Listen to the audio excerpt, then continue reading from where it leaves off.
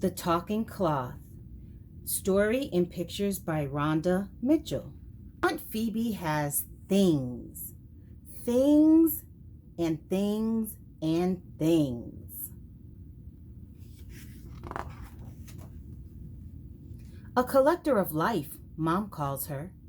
Daddy says she lives in a junk pile. Reminds me of your room, Amber, he says.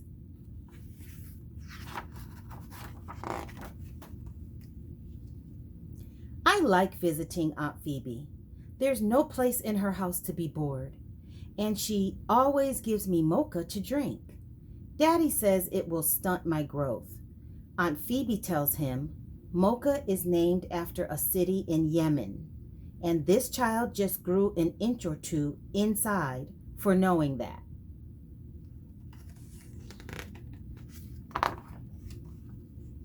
Aunt Phoebe knows things.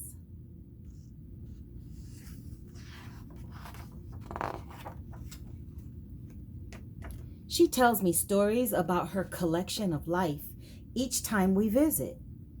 I sip hot mocha and listen, imagining all the people and places she has seen. Today, we sit in her kitchen and she tells about the basket of folded clothes in the corner. I bought these in Africa, she says. Daddy laughs. I figured that was laundry you hadn't put away.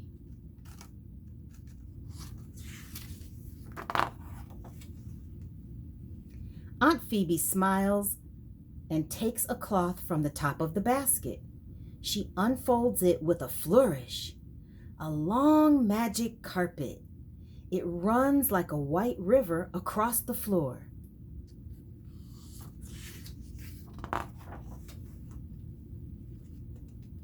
What do you do with such a long cloth? I ask. You wear it, says Aunt Phoebe. It tells how you are feeling. This cloth talks. How can it do that? By its color and what the symbols mean, Aunt Phoebe tells me.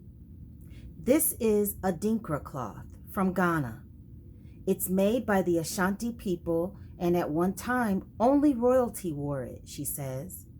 Aunt Phoebe rubs the cloth against my face. It's silk and feels smooth. I imagine myself an Ashanti princess.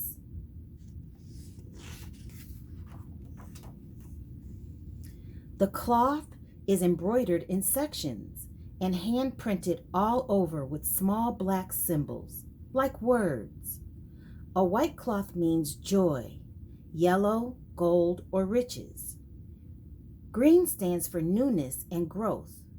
Blue is a sign of love, but red is worn only for sad times, like funerals or during wars.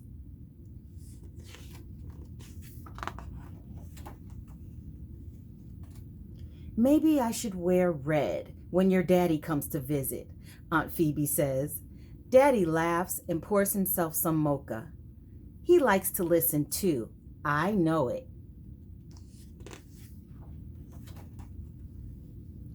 Aunt Phoebe tells me the meaning of some symbols on her cloth.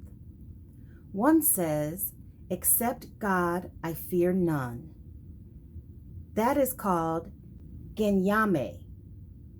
Another is called Bienkabi. I offend no one without cause. Each symbol speaks of something different, like faith, power, or love.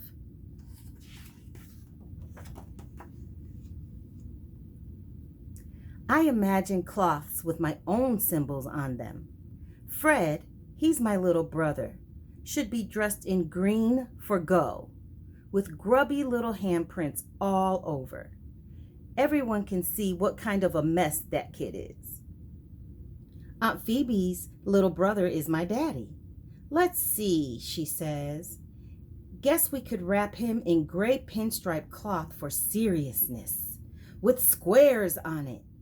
We all laugh imagining that.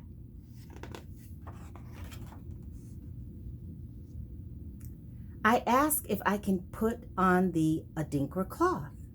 Of course you can, baby, Aunt Phoebe says. When you're older, you can have it for your own. She wraps the Adinkra 3 times around my waist and then across one shoulder, and it still drags on the ground. A cloth this long is a sign of wealth, she tells me. Daddy says, Amber, you'll need to drink a lot of mocha to grow tall enough. Well, says Aunt Phoebe, this child has grown a lot inside just today. I smile thinking of it. This cloth means joy. I am an Ashanti princess now, and here is all my family and everyone who has ever worn an Adinkra gathered around me. The end. Thanks for joining the Reading Egg Experience. If it was a good egg experience for you, click like, share it, and hit the bell so you'll know when the next book is up.